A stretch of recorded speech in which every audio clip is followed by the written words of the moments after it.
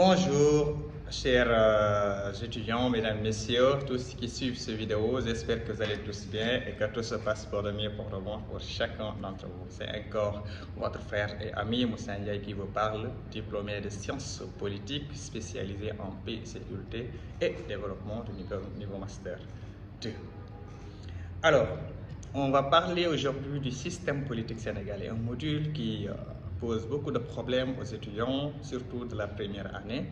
Donc, de ce qu'il en est de la veille des indépendances jusqu'à la Troisième République, il est important de le savoir. Si ce n'est pas encore fait, monsieur ou madame, abonne-toi et partage la vidéo pour quelqu'un d'autre qui est de son autre genre qui pourra comprendre ce qui se passe et ce qui s'est passé au fur de ce temps bien déterminé. Alors, comprendre ce module, c'est comprendre les événements charnières qui ont marqué la vie politique sénégalaise. Alors, de la veille des indépendances, on va expliquer le contexte dans lequel le Sénégal a voulu avoir son indépendance. Alors, et aussi, on va parler de la marche vers l'indépendance des colonies d'Afrique noire et asiatique. Et on va parler aussi du cas particulier de l'Afrique noire, en particulier le Sénégal, comment il s'est émancipé à travers 3 étapes distinctes qui sont, bien sûr, l'autonomie interne. Après l'autonomie interne, c'est la communauté franco-africaine. En plus de ça, c'est aussi la fédération du Mali. Alors, on va d'abord expliquer ce que c'est qu'un système. Un système est un ensemble d'institutions, d'associations, groupements d'intérêts, donc au sein d'un territoire bien déterminé, qui œuvre pour un objectif commun. Donc on vous comprend un système de cette manière-là. Donc elle prend en compte ce qu'on appelle les facteurs politico-économiques et socio-culturels d'un territoire.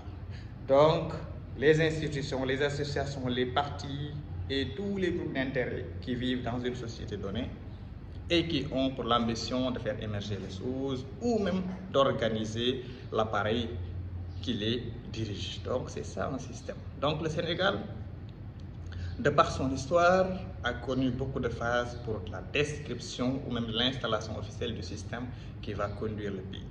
Alors, déjà, la marche vers l'indépendance, ce point-là qui tout le monde veut comprendre comment ça s'est déroulé. Et pour le Sénégal, ça a été du moins le plus pacifique que possible. Mais cette époque marque le lendemain de la Seconde Guerre mondiale, où les Africains qui étaient à la Seconde Guerre mondiale, on les nomme les tirailleurs sénégalais. Donc ces tirailleurs-là qui étaient partis combattre les nazis, les Allemands, donc pour la France. Et parce qu'ils sont des tirailleurs et qu'ils ont été enrôlés de force ou de plein ou de gré dans l'armée française pour combattre l'ennemi allemand. Donc, au sortir de cette Seconde Guerre mondiale, beaucoup d'Africains qui ont participé à cette Seconde Guerre mondiale se sont rendus compte que le blanc qu'ils admiraient tant, que le blanc qu'ils croyaient un demi-dieu, le blanc qu'ils croyaient tout pouvoir et tout savoir, alors n'était qu'une simple personne qui ne pesait pas beaucoup sur eux. Alors le mythe, petit à petit, commence à être brisé. Au retour, les leaders ont commencé à former des clans, des groupes, à travailler sur la psychologie des colonies et de leurs concitoyens pour travailler à anticiper bien sûr les mouvements d'émancipation, à travailler pour l'émancipation de leurs colonies distinctes. On peut nommer beaucoup de pays, le cas de l'Algérie bien sûr, qui en 1954, oui, s'est attaqué directement aux Français et aux France, c'était bien sûr une guerre très éminente à la suite duquel l'Algérie a pu obtenir son indépendance. Et bien sûr le cas de l'Indochine, voilà, l'Indochine c'était en Asie, donc l'Indochine était une colonie française. Mais il a vu que la France lui tenait le coup et la France mettait son genou sur son cou et c'était tellement ennuyeux qu'ils n'en pouvaient plus. Donc ils ont décidé d'aller acquérir leur indépendance, mais par la force. C'est la guerre d'Indochine. Au final, les Français ont perdu, l'Indochine a gagné. Autre événement, c'est quoi? C'est la conférence de Bandung, où tous les États, les colonies du moins d'Afrique noire et asiatique se sont réunis en Indonésie pour parler haut la main, au plus fort, crier sur le toit du monde entier pour qu'ils les entendent, demandant ainsi leur émancipation, leur autodétermination. Alors après cette conférence, beaucoup de pays aussi s'en ont suivi. Le cas du Sénégal, l'Afrique noire. Ils se sont dit que, attends, mais le Maroc et l'Algérie, la Tunisie, tous se sont émancipés, ont eu leur indépendance. Et pourquoi pas moi? Alors, le Sénégal a dit, à travers la personne de Senghor et son président du Conseil, Mamadou Dia, qui était là, même s'ils n'étaient pas tous d'accord, toujours d'accord, donc de choisir la voie pacifique. Même si de se dire, Mamadou Dia a voulu faire une rupture totale avec la France depuis la fameuse référendum du oui ou du non de 1958. Mais Senghor avait dit non. Il voulait rester dans la communauté franco-africaine. Alors, ils ont choisi 3 étapes pour sortir de la fédération. C'est c'est quoi? C'est l'autonomie interne. 2, la communauté franco-africaine. 3, la fédération du Mali. Alors, cette autonomie interne qui marqua la première étape de l'émancipation des territoires des colonies d'Afrique noire français de la France mère. Alors, la France a vu que beaucoup de ces colonies commencent à vouloir obtenir leurs indépendances. Mais comment les tenir, comment les maîtriser à travers ces systèmes d'indépendance-là jusqu'à ce que la France ne puisse pas perdre la main en Afrique? Alors, ils ont commencé à installer des règles, reformuler des politiques pour plus baliser le terrain et aussi maintenir les colonies dans des situations de colonie. Ils ont commencé avec l'autonomie interne. En 1946, la Constitution française qui consacra les colonies en leur donnant le statut de territoire d'outre-mer. Donc, en 1956, beaucoup de ces pays ou colonies françaises d'Afrique noire ont acquis le titre de territoire d'outre-mer et qui va être administré par un ministre des Affaires d'outre-mer et gouvernements locaux.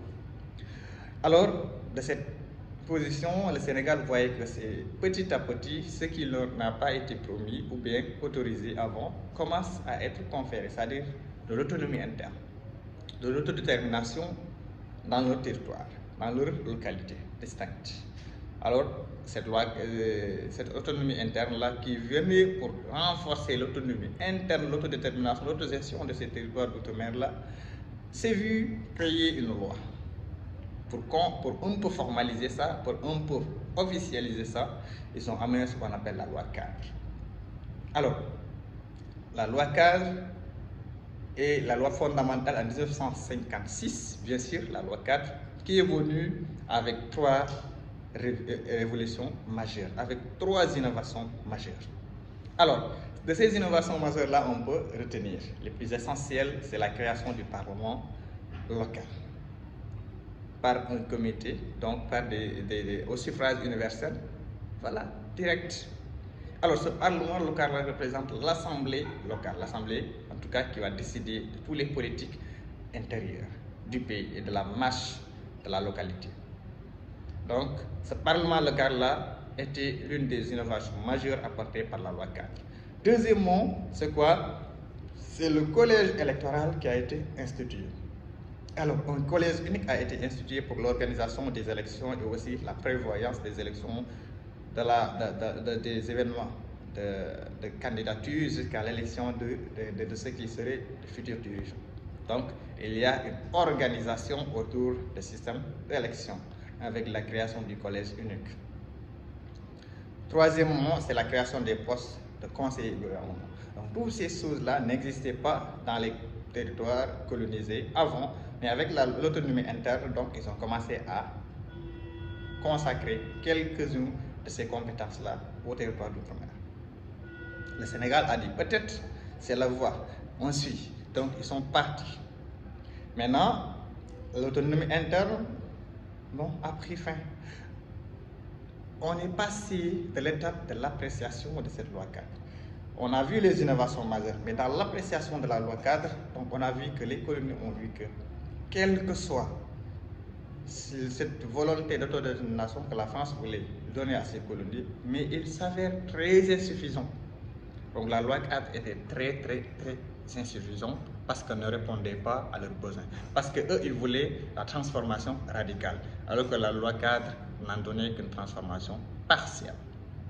Ça ne peut plus fonctionner. Vous comprenez, non? Qu'est-ce qui se passe après? Donc, ce qui va se passer, c'est quoi? C'est qu'il faut encore se réunir, travailler, crier sur les toits, dire que non, on veut notre indépendance. Maintenant, comment? Toujours, on part du principe que le Sénégal est parti par 3 étapes: l'autonomie interne, la confédération, la communauté franco-africaine et aussi la fédération. Maintenant, la France va encore créer une autre politique de maintien de ces colonies, de la situation de colonies. C'est quoi? C'est la politique de la communauté franco-africaine avec la fameuse référendum de 1958, du oui ou du non. Il dit maintenant, les colonies veulent à tout prix s'émanciper, mais ils ne savent pas, ou bien ils ne peuvent pas. Et moi, je ne veux pas. Maintenant, qu'est-ce que je fais? Je crée encore une autre chose beaucoup plus renforçante que l'autonomie interne. C'est quoi? C'est la communauté franco-africaine. Maintenant, dans cette communauté, il serait question de fédération ou de confédération, parce que c'est la nature de la communauté n'a pas été déterminée exactement du fait de la complexité de celle-ci. Alors, ces rapports étaient un peu compliqués à décrire. La France et ses colonies, ce n'étaient pas des États, mais des micro-États. La France était le colonisateur, le colon était un État. Donc, on ne savait pas si on va le dénommer confédération ou fédération, mais elle est à mi-chemin entre fédération et confédération. C'est la nature de la communauté franco-africaine. Maintenant, la France a dit, maintenant, tous les pays colonisés par la France, s'ils veulent rester dans cette communauté franco-africaine-là, ils vont devoir voter oui. Mais s'ils veulent se retirer, avoir leur indépendance totale, ils vont devoir voter non. C'est ça qui a entraîné la fameuse vote du oui ou du non, le référendum de 1958. Alors, De Gaulle était passé à Dakar.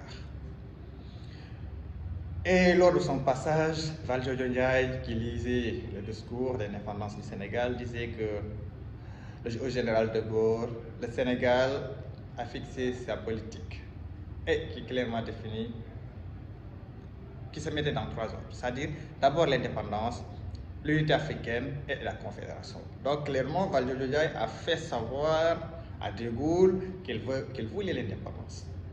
Mais Senghor était absent, Mamadou Dia était absent. Donc l'entente a dû être faite, mais dans les faits, ça ne va pas être concrétisé depuis 1958. On va avoir 2 ans plus tard pour accéder à notre indépendance. Alors, De Gaulle lui répondant, si les porteurs de pancartes veulent l'indépendance, qu'ils la prennent le 28 septembre. Mais s'ils ne la prennent pas, qu'ils fassent ce que la France voudra, la communauté franco-africaine. Alors de par là, la Sénégal a voté oui, massivement, lors des élections. Et le référendum a été oui au Sénégal. Sauf la Guinée qui ne voulait pas. Parce que dans cette communauté, la Guinée, avec la constitution de 1958, la communauté franco-africaine, installant cette communauté, donc il était question que la présidence reviendrait au général de Gaulle, le président de la France. Donc il était question aussi que le conseil exécutif sera, composé de ministres d'outre-mer et des élus locaux et des représentants, bien sûr, de quelques membres aussi du Parlement. Alors que tous ces gens-là ont été nommés par la France. Alors, qu'est-ce qui se passe? On voit que même dans le conseil exécutif, tout l'appareil exécutif est contrôlé par la France mère. Et on est passé au Sénat.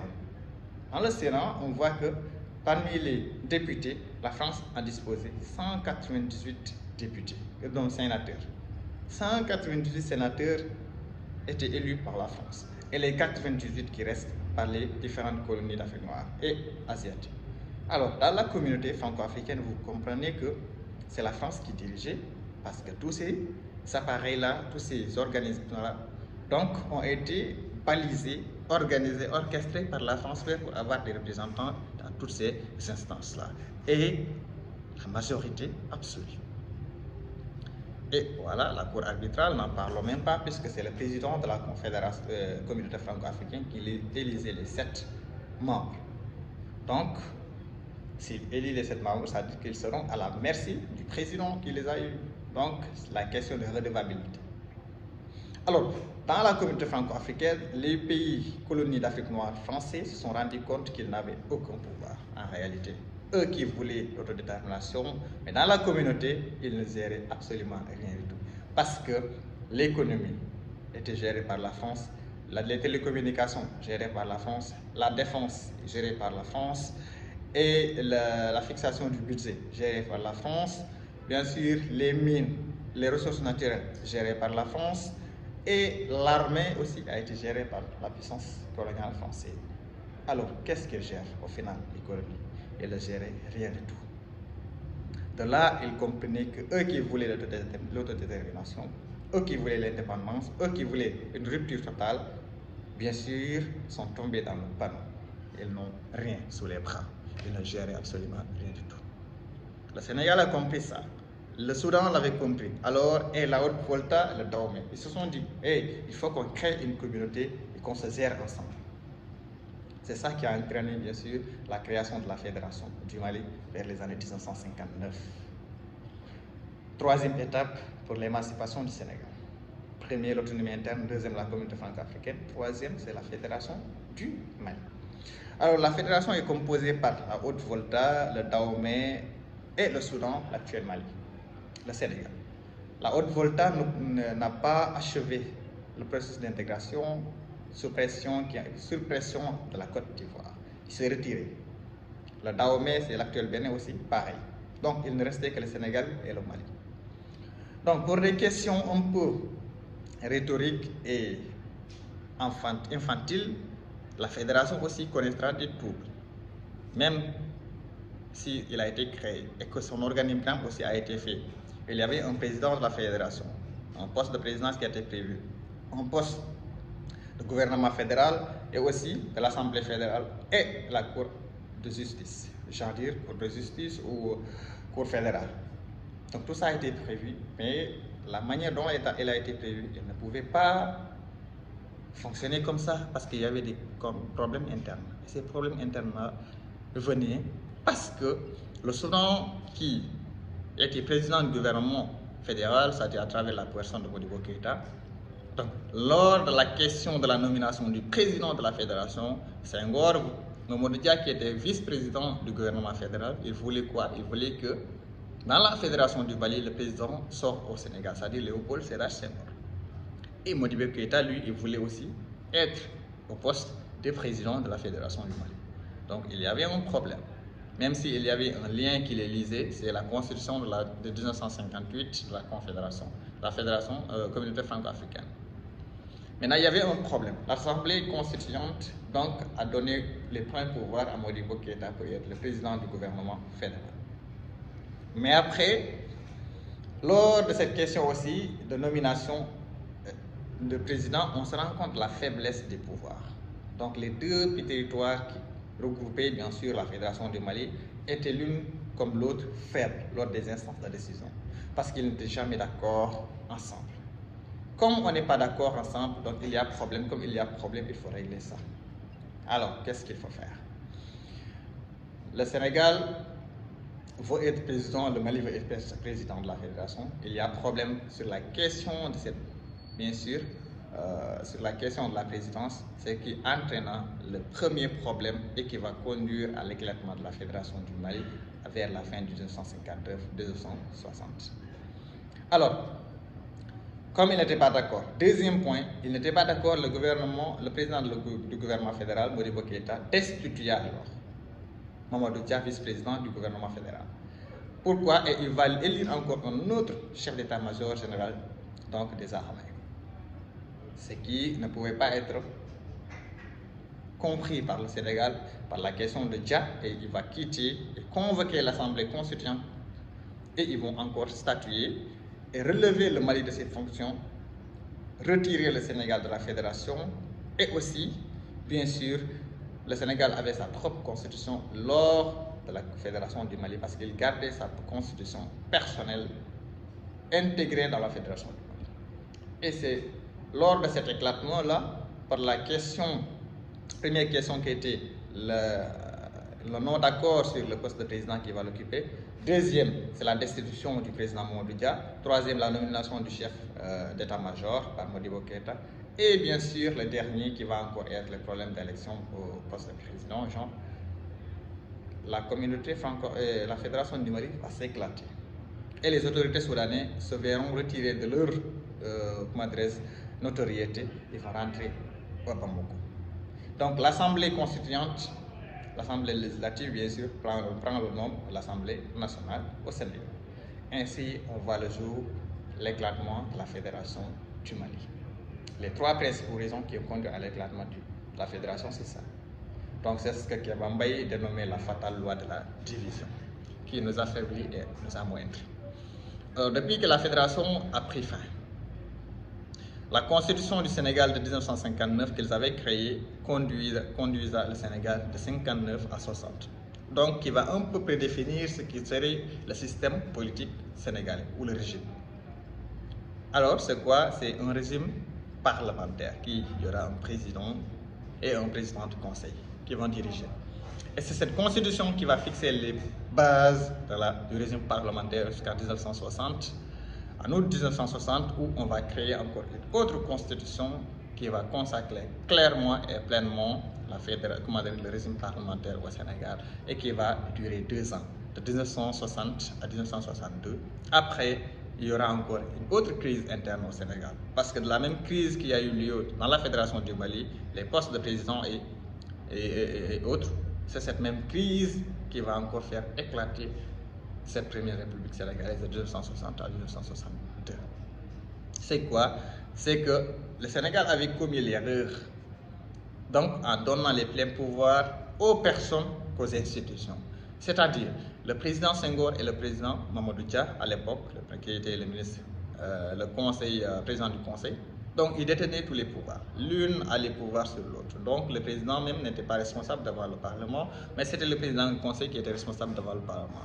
Donc la conduite de la politique interne et aussi la force armée, tous étaient concentrés entre les mains du président du conseil.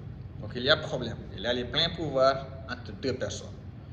Le diarchie, le bicéphalisme donc fonctionne, mais les rapports sont un peu mitigés.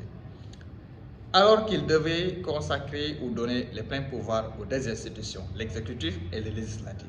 C'est ça qui devrait être. Donc ils se sont rendus compte de cette anomalie et c'est ça qu'ils vont régler en 1963, même si ça a été un peu mitigé par le fait que Mamadou Dia, bien sûr, a été accusé d'avoir tenté de la motion de censure ou même tentative de coup d'état genre du président.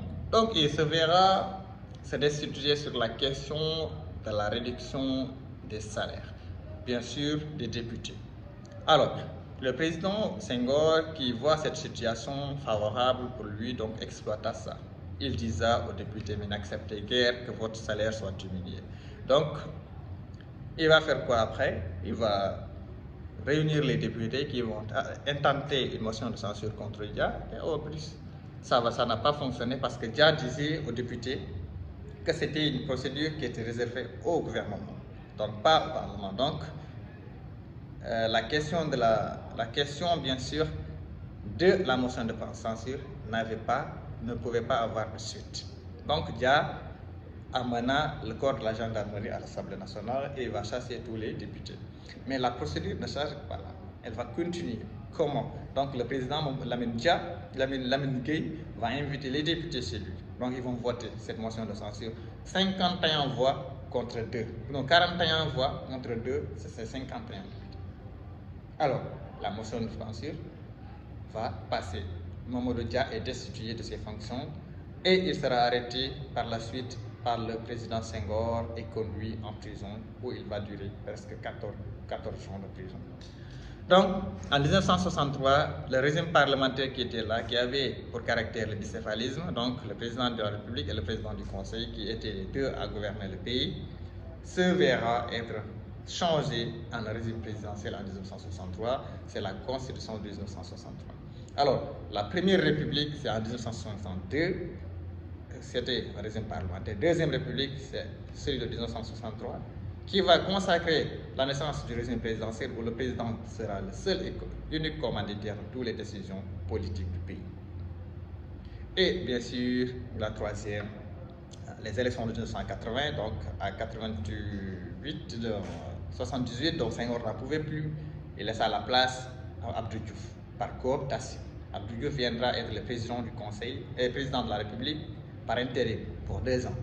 Et après 1980, il va avoir une autre élection encore. Mais la Constitution de 1960, ce qu'il prévoyait, c'est que la durée du mandat du président de la République, c'était 7 ans renouvelables indéfiniment. Tant que tu pouvais être président, tu pouvais être président. C'est pourquoi Dieu et Abdou Diouf, Senghor et Abdou Diouf ont tous presque fait 20 ans de pouvoir au Sénégal. Mais en 2000, lors des élections de 2000, il va y avoir un autre tournant majeur. L'élection présidentielle qui va élire le président Abdoulaye Wade devant le président Abdou Diouf. Donc, il va gagner presque au second tour. Alors, le président Abdou Diouf, conscient qu'il a perdu, remercia le président Abdoulaye Wade. Après, il va donner le pouvoir. L'alternance verra le jour pour la première fois au Sénégal en 2000. Après cette alternance-là, le 2000 représente le début de la Troisième République. Alors, dans la Troisième République, le Sénégal, à travers la personne de la présidente Abdoulaye Wade, disait qu'ils vont changer les choses, consacrer plus de pouvoir au Sénégal, doter les Sénégalais de plus d'autonomie et de droits. Donc, et aussi faire venir encore ce qu'on appelle le système mixte, le régime présidentialiste, à moitié présidentiel, à moitié, bien sûr, parlementaire. Ce qui a été dit par le président Abdoulaye Wade. Donc, au fil du temps, même si ça n'a pas été respecté, mais le Sénégalais était libre et travaille. Et petit à petit, Abdoulaye Wade fera son travail. Troisième République.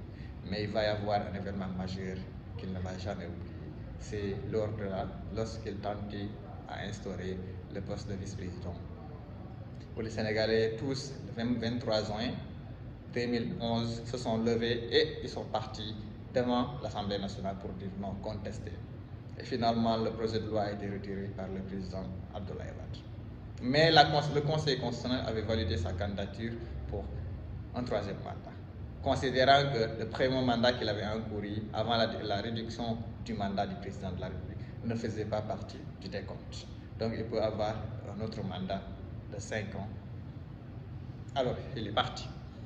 Finalement, il a été gagné par le président Macky Sall en 2012. Deuxième alternance dans l'histoire politique du Sénégal. Et en 2012 même, Macky Sall supprima le Sénat.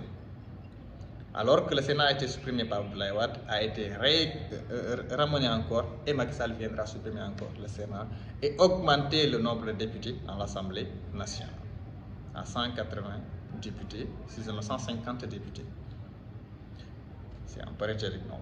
Donc, en 2016, marqua le début de la 4e République au Sénégal, et en 2024, le troisième alternance politique du Sénégal avec l'élection du président Bassirou Diomaye Faye, qui succéda bien sûr, qui remplaça le président Macky Sall.